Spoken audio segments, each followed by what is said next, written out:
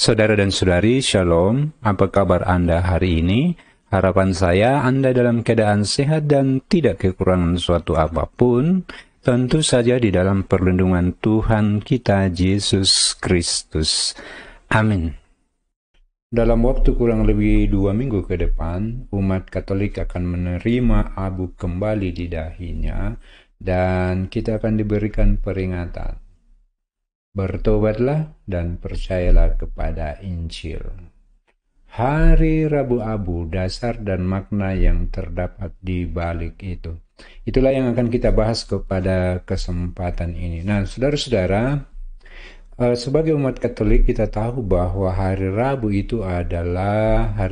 Abu adalah hari pertama yang menandai masa Prapaskah. Masa Prapaskah adalah masa pertobatan. Namun sebetulnya asal-usulnya hari Rabu ini dari mana? Itu juga akan kita bahas di dalam kesempatan ini. Mari kita lanjutkan. Nah, lalu ada pertanyaan, mengapa 40 hari? Mengapa bukan 30 atau 21 hari atau 7 hari atau mungkin 3 hari masa Prapaskah ini? Mengapa 40 hari? Nah, tentu saja ajaran gereja Katolik tidak muncul begitu saja, tetapi ada dasar Alkitabiah mengapa diambil angka 40 tersebut. Nah, kalau kita lihat di sini, di dalam kitab Keluaran 34 ayat 28, di sana dikatakan bahwa Musa berpuasa selama 40 hari lamanya sebelum menerima 10 perintah Allah. Itu yang pertama. Lalu kemudian juga Nabi Elia sebagaimana yang tertulis di dalam 1 Raja-Raja 19 ayat 8. Nabi Elia juga berpuasa selama 40 hari lamanya. Dan kemudian ditutup dengan poin yang ketiga, yang paling pokok adalah ini, yang ketiga, Tuhan Yesus sendiri berpuasa selama 40 hari 40 malam di padang gurun sebelum memulai pewartaannya. Dan kita tahu setelah berpuasa itu Yesus digodai oleh iblis untuk mengubah batu menjadi roti dan seterusnya. Nah, itulah mengapa kita mengikuti angka 40 hari dalam masa Prapaskah dari hari Rabu Abu sampai puncaknya pada perayaan Paskah hari Minggu. Lalu kemudian saudara-saudara, mengapa pada hari Rabu jatuhnya? Mengapa harus hari Rabu? Kalau dihitung-hitung secara normal, perayaan hari Abu itu, hari penerimaan Abu di dahi itu, sebenarnya kalau dihitung secara normal itu jatuhnya pada hari Minggu. Akan tetapi saudara-saudara, karena hari Minggu itu tidak dihitung sebagai masa puasa, maka 40 hari itu atau sama dengan 6 minggu dikurangi dengan hari Minggu, maka dia menjadi 36 hari. Lalu kemudian ditambahkan kembali 4 hari, hari biasa, lalu kemudian dihitung mundur dan jatuhnya pada hari Rabu. Lalu pertanyaan berikutnya, mengapa menggunakan abu? Mengapa tidak menggunakan minyak suci? Mengapa tidak menggunakan air suci? Atau apapun yang lain di luar dari abu? Nah, ini juga ada sejarahnya. Ini juga ada dasar-dasar menggunakan abu atau debu ya. Nabi Ayub menyatakan sesalnya dengan duduk dalam debu dan abu. Itu Ayub 42 ayat 6. Jadi tertulis di dalam Alkitab, di sini dalam perjanjian lama tentang bagaimana Ayub menggunakan debu atau abu sebagai sesal tobatnya. Nabi Daniel menulis, lalu aku mengarahkan mukaku kepada Tuhan Allah untuk berdoa dan bermohon, sambil berpuasa dan mengenakan kain kabung serta abu. Kemudian Nabi Yunus menyerukan pertobatan kepada bangsa Niniwe. Yunus mengajak mereka untuk berpuasa, dan raja menyelubungi diri dengan kain kabung dan duduk di atas abu. Lalu di poin yang keempat, Mordekai. Siapa itu Mordekai? Mordekai itu adalah seorang pejuang bangsa Yahudi Ia mengenakan kain kabung dan abu ketika mendengar perintah Raja Persia, Ahasverus, untuk membunuh dan memusnahkan bangsa Yahudi.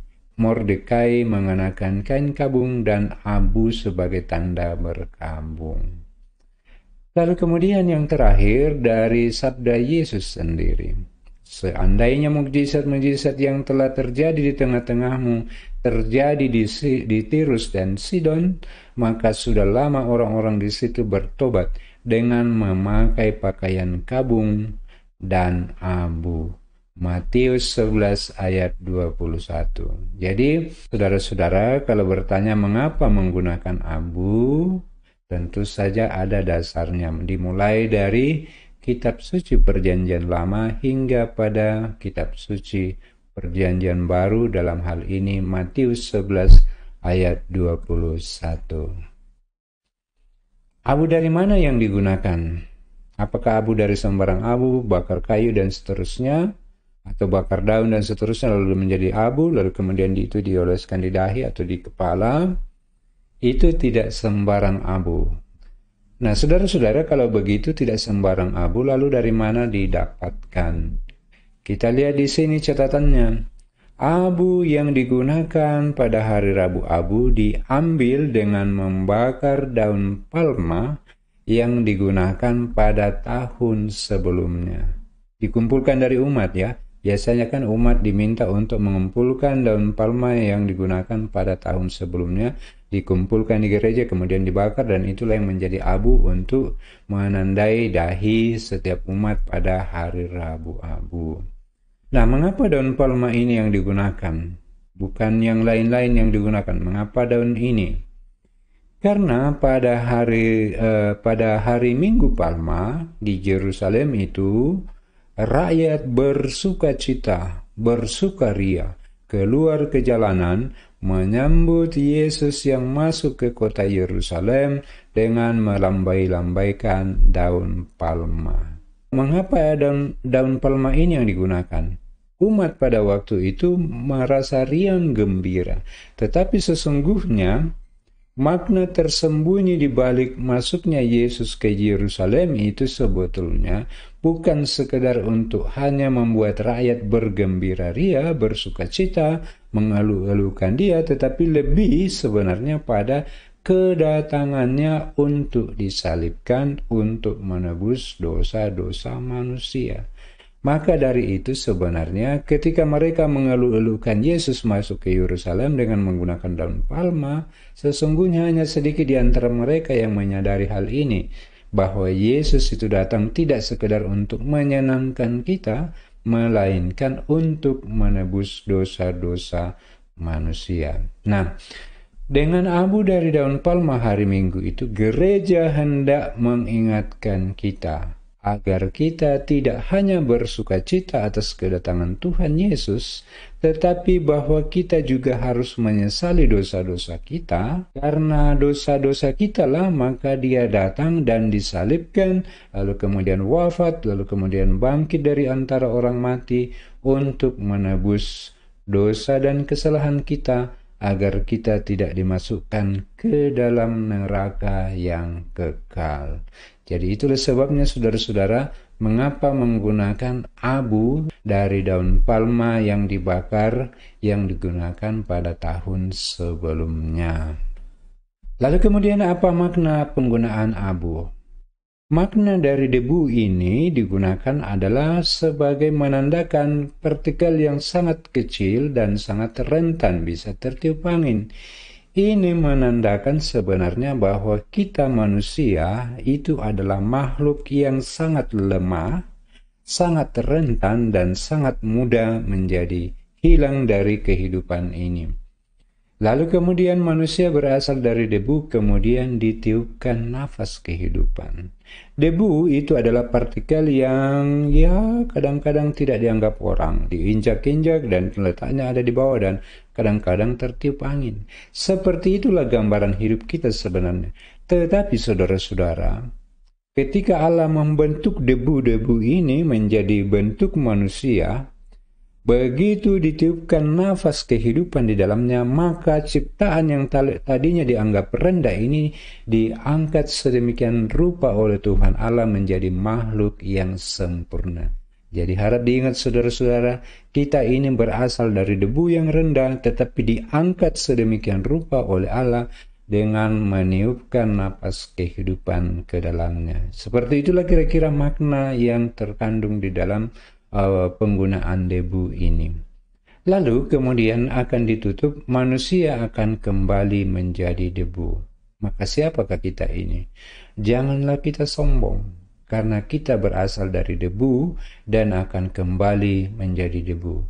Jadi penandaan debu pada dahi kita ataupun di kepala itu mengingatkan kita, kecilkanlah dirimu di hadapan Tuhan seperti debu, karena memang kamu berasal dari debu dan kamu akan kembali menjadi debu.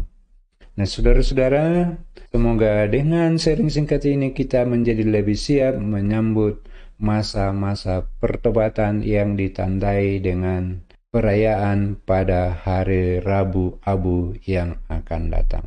Semoga demikian. Salam sehat dan semoga Tuhan Yesus memberkati kita semua.